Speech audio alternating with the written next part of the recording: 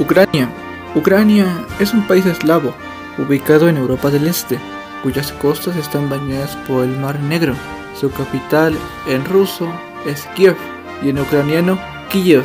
La nación tiene apenas 3 décadas de antigüedad, ya que a lo largo de su historia el pueblo ucraniano ha sido gobernado por naciones extranjeras. Rusos, polacos, mongoles y lituanos han sido uno de los pueblos que han ocupado estas tierras durante tantos años. Los orígenes de Ucrania. Para remontarnos a la existencia del país, tenemos que ir a la creación del Rus de Kiev, un estado antecesor de todos los pueblos eslavos orientales. En aquellos tiempos no existía una clara diferencia entre los pueblos, ya que compartían religión, lengua y cultura. Después de que la Horda de Oro invadió la Rus, fue obligada a pagar tributo, convirtiéndose en un estado cliente de los mongoles, pero tras la caída de la Horda de Oro, el Principado de Moscú ganó poder hasta convertirse en el zarato ruso. Mientras tanto, en Occidente, Lituania se apoderó de los estados de Galicia, en donde los ucranianos que vivían ahí recibieron influencia de Europa Central y por tanto occidental. Mientras tanto, en el sur de Ucrania nació el Kanato de Crimea. Al caer el Rus, Ucrania era un lugar de tránsito entre imperios y sin ningún estado gobernante, siendo tierra de nadie al norte el zarato ruso, al sur en el Mar Negro, que de facto era gobernado por el Imperio Otomano, y en occidente queda influenciado por los lituanos, que en el futuro se convertirían en la mancomunidad polaco-lituana. Con esta imagen, las tierras ucranianas, al ser un territorio sin gobierno ni organización, era una presa fácil e idónea para ser blanco de saqueo por parte de diversos pueblos, la mayoría de ellos comerciantes esclavos en el Imperio Otomano y el Kanato de Crimea, y que al no estar organizados los territorios ucranianos, las incursiones eran comunes. Gracias a esto se formó con el tiempo una cultura y sociedad guerrera que se manejaba a caballo, y gracias a continuos ataques se curtió en el combate cercano y logró parar poco a poco las incursiones. Estamos hablando de los cosacos, una cultura que contribuyó enormemente a la actual cultura, sobre todo en el sur de Rusia, y a la ucraniana. Esta cultura en el futuro lograría formar sus propios estados, dejando atrás la antigua forma de Ucrania como territorio colchón entre imperios, el Sig de Zaporozhia y el Germanato cosaco, los cuales, tras un periodo de protectorado ruso, guerras con Polonia y después de que Rusia ganara acceso al mar a costa de guerras con el Imperio Otomano, los territorios son anexados formalmente a Rusia por Catalina la Grande. Durante las reparticiones de Polonia, Austria anexa Galicia, acercándola más a Europa occidental y dándole ese aire de liberalismo. Mientras tanto, el resto de Ucrania se ve anexado por Rusia. Para fomentar la llegada de nuevos rusos a la zona, se forma en las orillas del Mar Negro Nueva Rusia o Novorossiya, cuyo propósito era atraer rusos y al mismo tiempo se pueda explotar las grandes materias primas y los fértiles campos ucranianos. Mientras tanto, por primera vez se le empieza a llamar a los habitantes de esta zona como ucranianos, ya que anteriormente recibían los motes o nombres de rusinos, rutenos o pequeños rusos. Gracias al esfuerzo de intelectuales ucranianos que huyeron hacia la zona austriaca de Galicia, se pudo empezar a formar una identidad separada de Rusia. Hoy en día la palabra ruteno o identidad rutena se limita únicamente a aquellos habitantes de la provincia ucraniana de Rutenia, o en los años del 30 en Checoslovaquia a la provincia checoslovaca de Rutenia.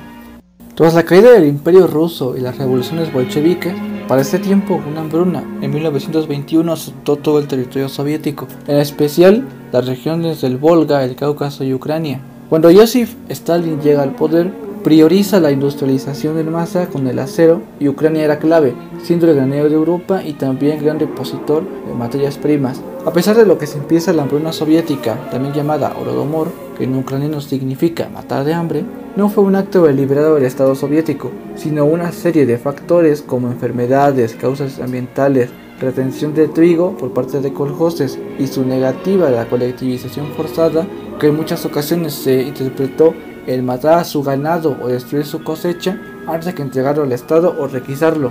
También la colectivización forzada para alimentar a las grandes ciudades y hacer capaz la gran industrialización que Stalin quería en el país. También no es correcto llamarle holocausto, ya que no fue un acto de odio contra una etnia, religión o cultura, sino una desgracia que afectó a varias regiones por varios motivos y sin intención de destruir la cultura o lengua ucraniana. Incluso se compró grano al exterior para alimentar al campesinado y se bajó el número de grano permitido para requisar al pueblo ucraniano. Con esto no digo que no haya habido hambruna, solo digo que no se hizo de manera generalizada y mucho menos con indiferencia ni acción por parte del Estado.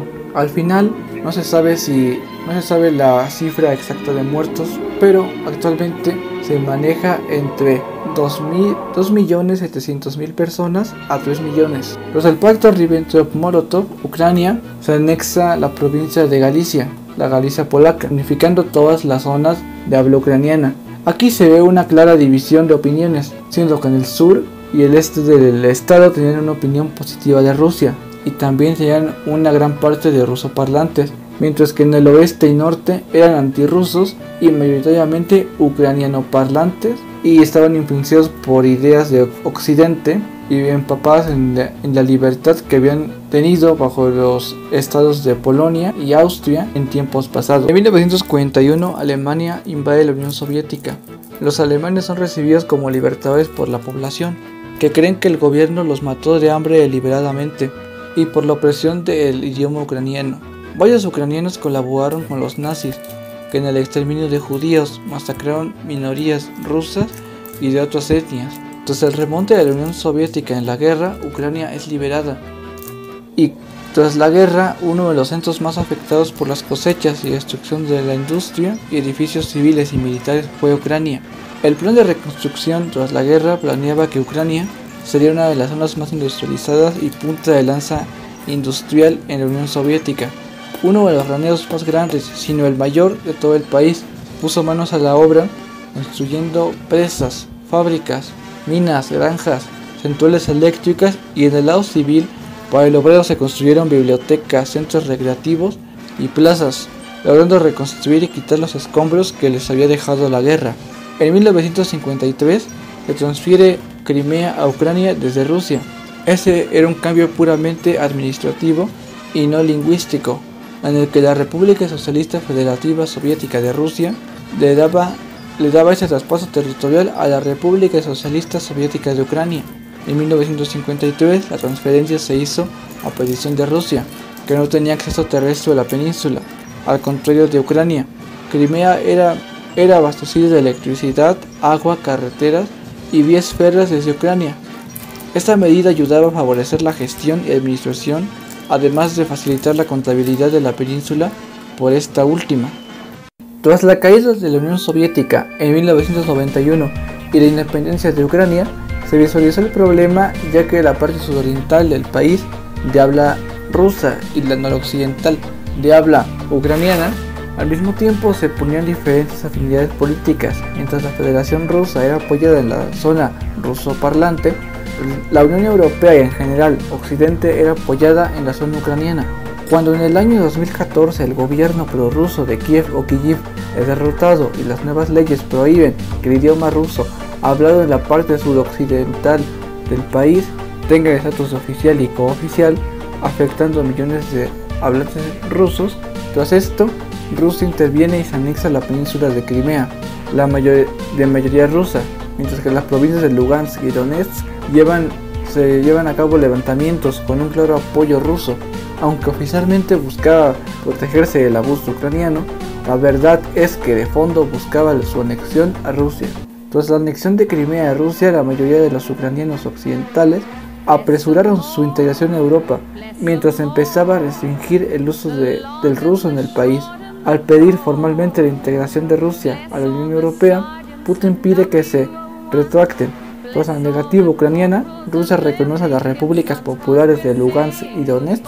Empiezan a llegar rumores de una invasión rusa a Ucrania, pero Rusia niega cualquier intención. Sin embargo, el 24 de febrero del 2022, Rusia invade Ucrania. Bajo el pretexto de una operación militar especial, las fuerzas de Putin penetran en Ucrania con la intención, dicha por el líder, de acabar con el régimen nazifascista. Sin embargo, a pesar de que existe una gran represión a los rusoparlantes. Francamente, compararlos con el régimen nazi es muy extremo. Volodymyr Zelensky, presidente de Ucrania, ha mandado a gente joven y sin experiencia a combatir, admitiendo a combatientes internacionales y pidiendo armas a la OTAN y a la Unión Europea. Mientras tanto, Rusia subestimó en exceso a las fuerzas ucranianas y terminó enfrascado en una guerra de poca movilidad, siendo que la logística y suministros tardan una eternidad en llegar al frente y se encuentran con resistencia en Occidente. Ambos bandos han cometido crímenes de guerra, violación a los derechos humanos y rompiendo reglas básicas de la guerra. En general, las provincias orientales han percibido un mayor amor hacia las tropas rusas, mientras que las occidentales se han negado totalmente a la ocupación.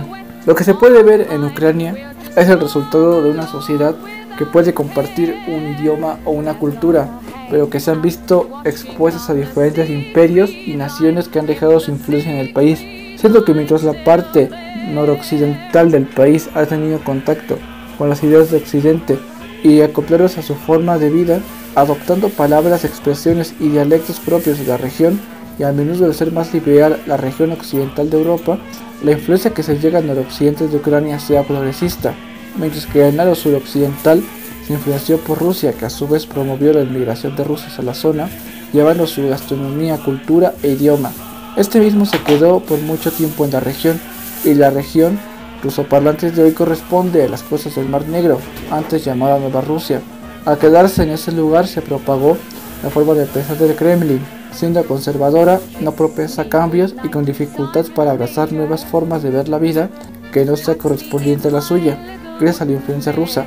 Existe un solo pueblo, pero a la vez todos ucranios.